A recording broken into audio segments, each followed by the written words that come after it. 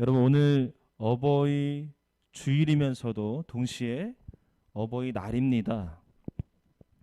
우리나라는 참 좋은 나라 같아요. 왜냐하면 어버이를 잘 모시라고 특별히 어버이 날로 지정한 나라예요.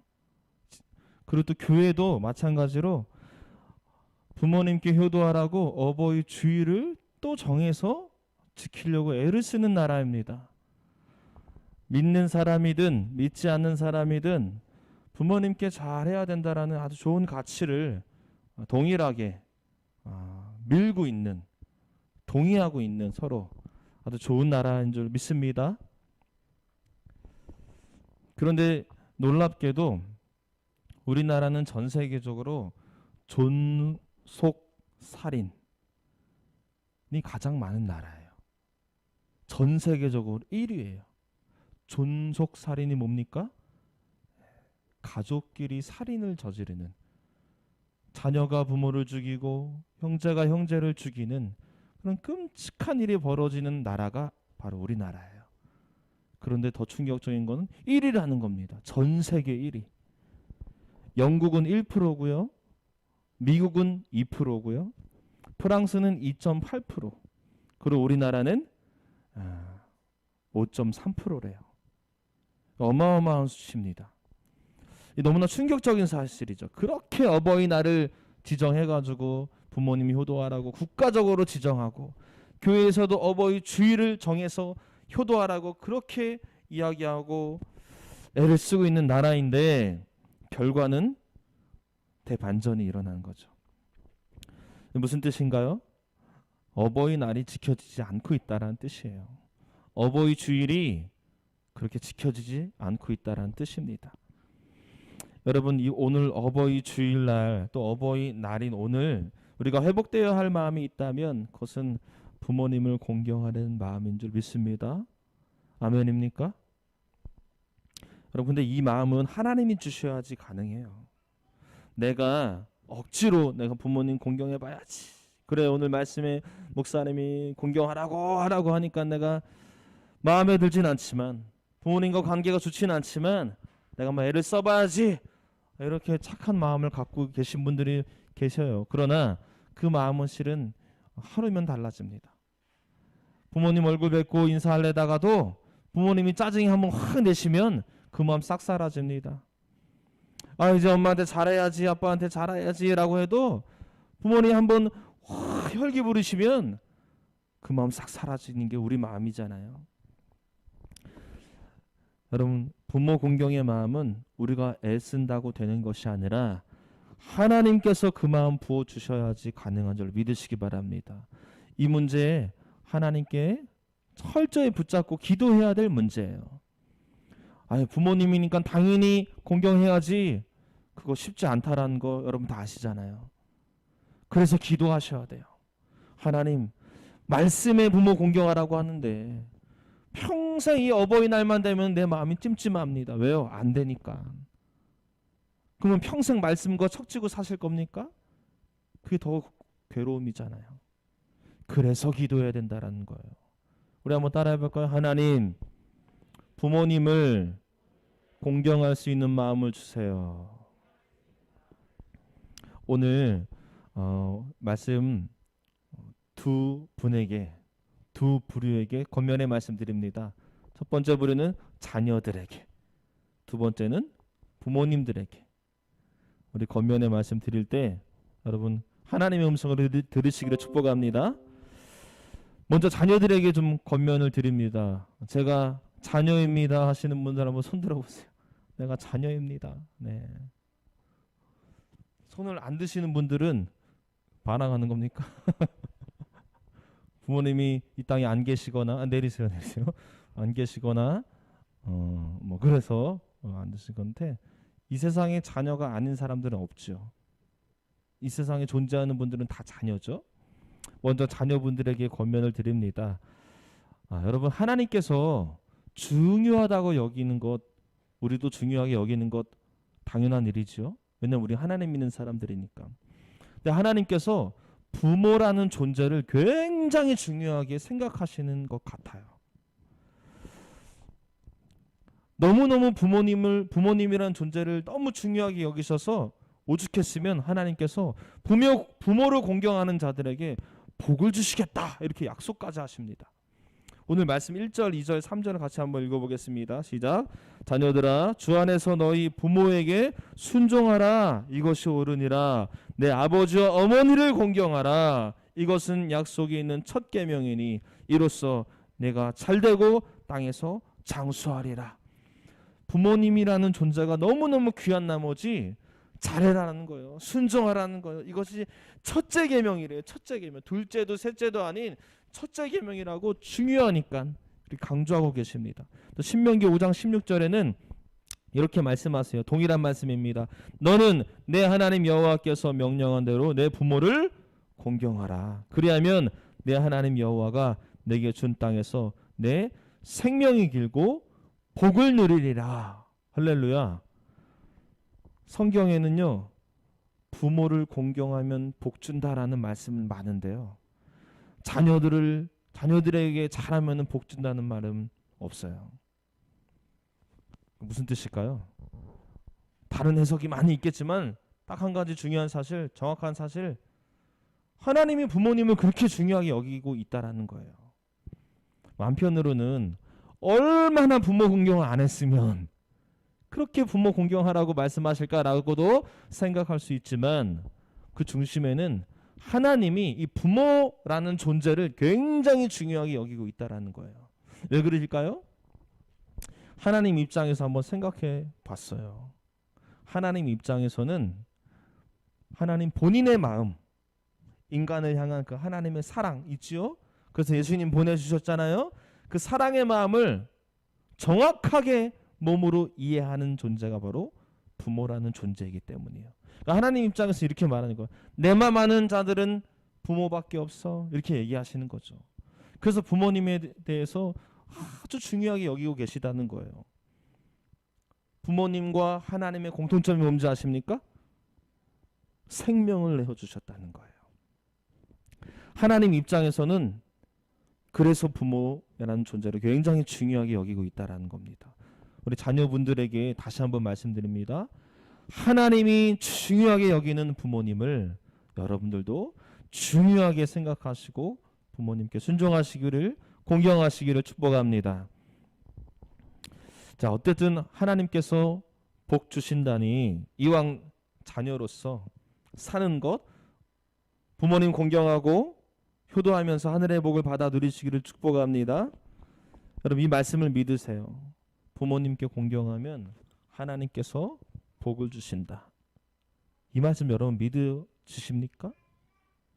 예수 믿으면 나 구원받는다, 천국 간다라는 말씀은 굉장히 잘 믿으시는데 부모님을 공경하면 하나님께서 복 주신다라는 말씀을 잘 못 믿으시더라고요. 잠언 22장 4절에 이런 말씀이 있습니다. 겸손과 여호와를 경외함의 보상은 재물과 영광과 생명이라. 다시, 여호와를 경외함의 보상, 하나님을 경외하면 보상해 주신대요. 근데 그 보상이 뭐냐? 재물과 영광과 생명이니라. 하늘의 복을 주시겠다라는 거예요. 근데 하나님은 보상해 주시는 분인데 이 보상해 주신다라는 이 말에 굉장히 깊은 영적인 진리가 담겨져 있습니다. 뭐냐면 단순히 우리가 부자 되고 단순히 잘 먹고 잘 산다라는 얘기를 하는 것이 아니라 그 안에는 하나님께서 항시 우리를 지켜보신다라는 사실이 여기 담겨져 있어요.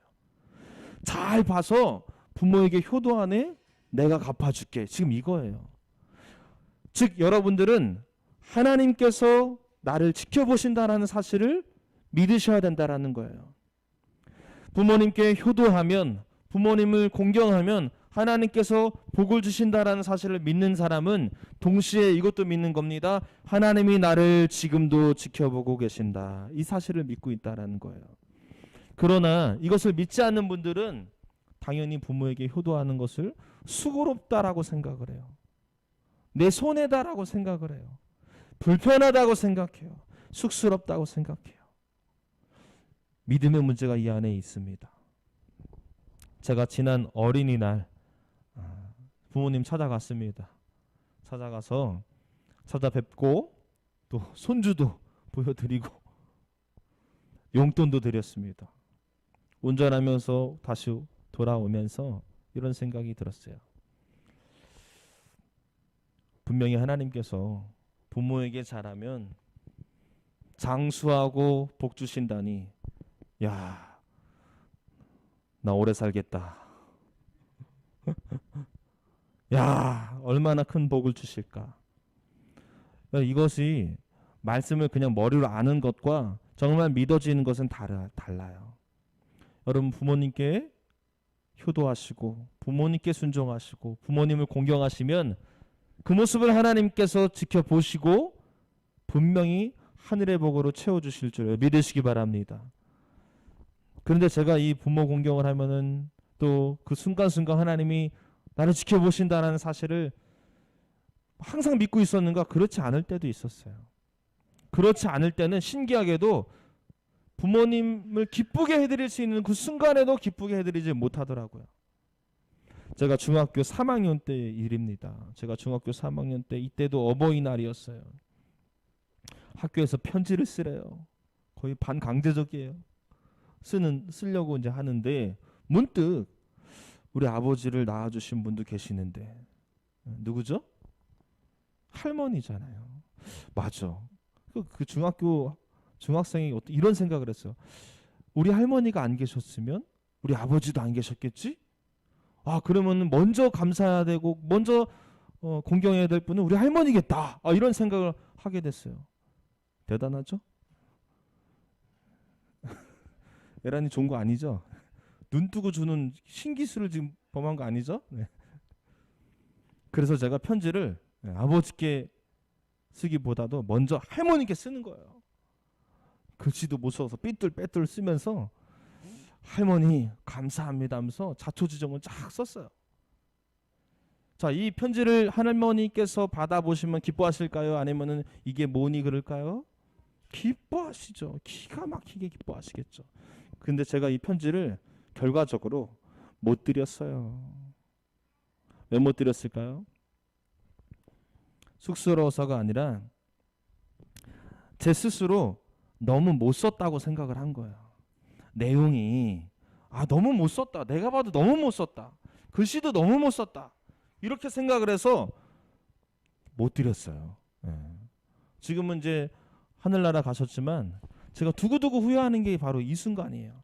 야, 내가 이거 글씨를 못 썼어도 내용이 부족해도 종이가 너무 허접해도 드렸다면 우리 할머니가 정말 기뻐했을 텐데. 여러분 다 동의하시죠? 근데 그걸 제가 안 했어요. 왜일까요? 지금 제가 말씀을 묵상하면서 곰곰이 생각해 보니까 그 뿌리에는 하나님이 나를 지켜보고 계신다라는 믿음이 없었던 거예요. 부모를 공경하면 하나님께서 복 주신다라는 그 사실에 담겨져 있는, 그 밑바닥에 담겨져 있는 하나님이 나를 지켜보고 계신다, 그리고 복을 주신다라는 그 사실을 실제로는 못 믿은 거예요. 믿어지지가 않는 겁니다. 여러분, 하나님께서 우리를 지켜보신다라는 그 사실을 믿는 자가 효도할 수 있습니다. 여러분, 이 사실을 믿으시기를 축복합니다. 하나님께서 여러분 지켜보고 계십니다. 여러분들이 수고하는 일들 다 지켜보시고, 특별히 부모님께 효도하고 부모님을 공경하는 그 일들을 하나님이 다 지켜보고 계시고, 약속대로 이 땅에서 장수하며 하늘의 복으로 채워주실 줄 믿으시기 바랍니다. 시온아, 아빠한테 잘해라. 지금은 조용히 할 때다. 또한 하나님께서 부모님이라는 존재를 굉장히 중요하게 여기신 또 한 가지 사실은 이 공경이라는 단어 속에 담겨져 있어요. 여러분, 이 성경에서는 이 공경이란 단어를 두 가지로 구분해서 사용합니다. 영어로 표현하자면 리스펙트와 아너예요. 리스펙트는 존경하다는 뜻이고요, 아너도 존경하라는 뜻입니다. 그러나 조금 상위 개념은 아너예요. 상위 개념인 아너를 누구한테 쓸까요? 당연히 하나님께 쓰죠. 하나님을 경외하는 것, 하나님의 경외함의 보상은 재물과 영광과 생명이라. 그때 그 공경도 아너를 쓰고 있어요. 리스펙트를 쓰지 않아요. 너무 고상하시는 분이니까, 영광스러운 분이시니까 거기다가 리스펙트라는 수준 낮은 단어를 쓸 수가 없는 거예요. 고차원 단어를 쓰는 거예요.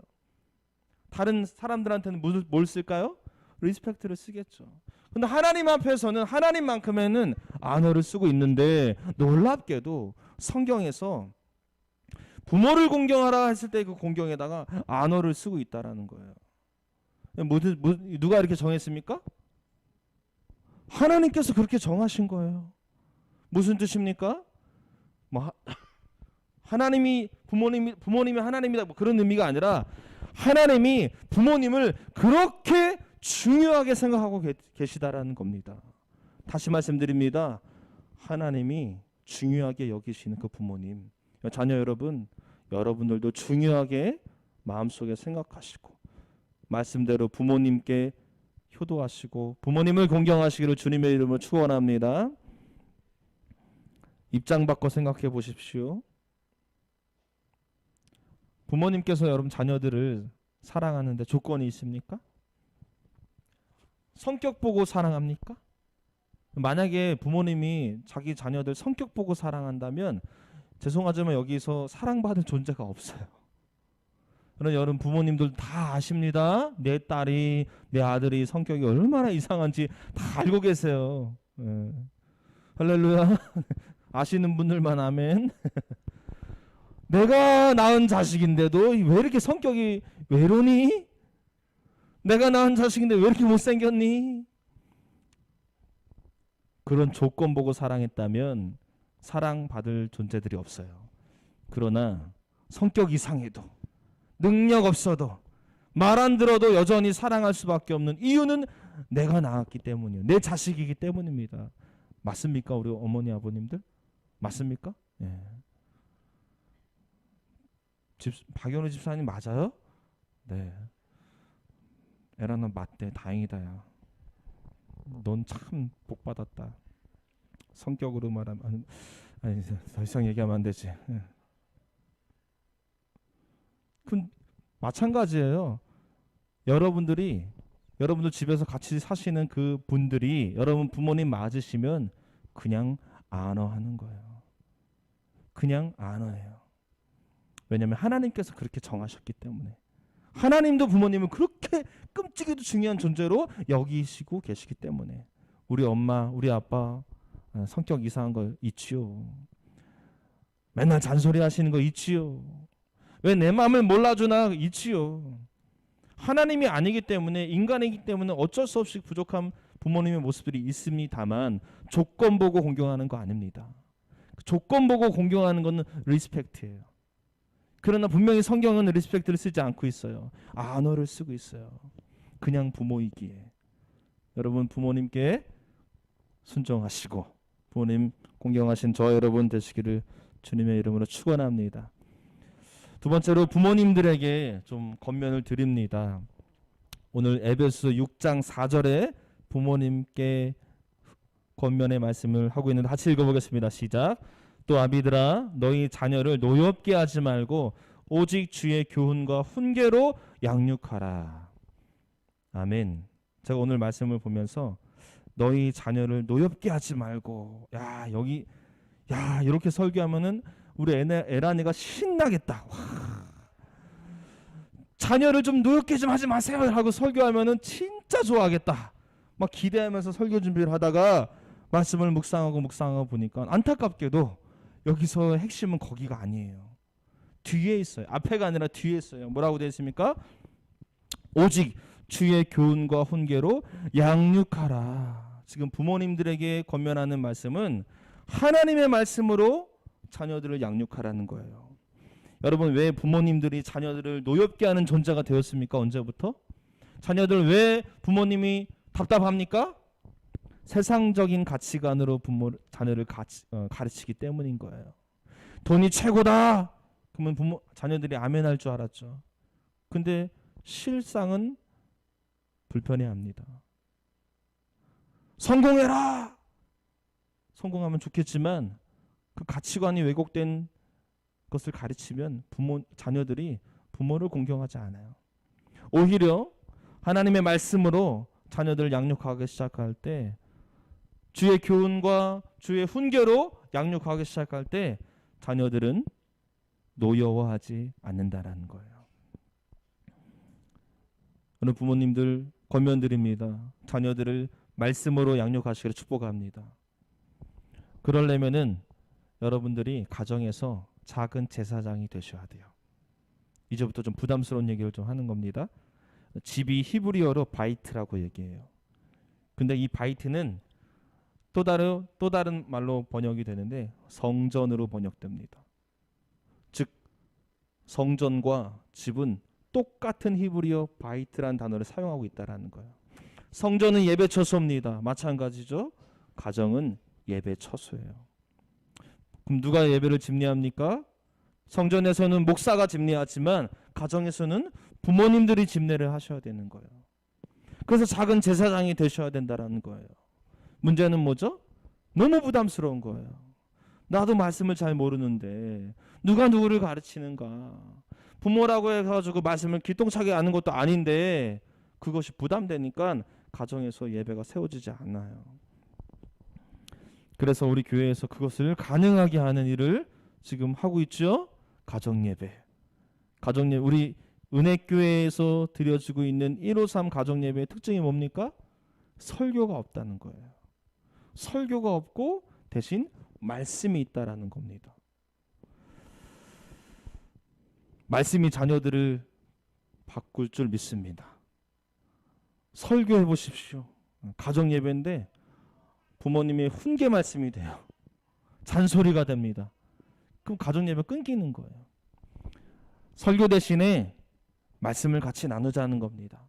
그렇게 말씀을 나눌 때 자녀들 마음속에 하나님의 말씀이 새겨지고 그럴 때 자녀들이 노여워하지 않게 되는 줄 믿으시기 바랍니다.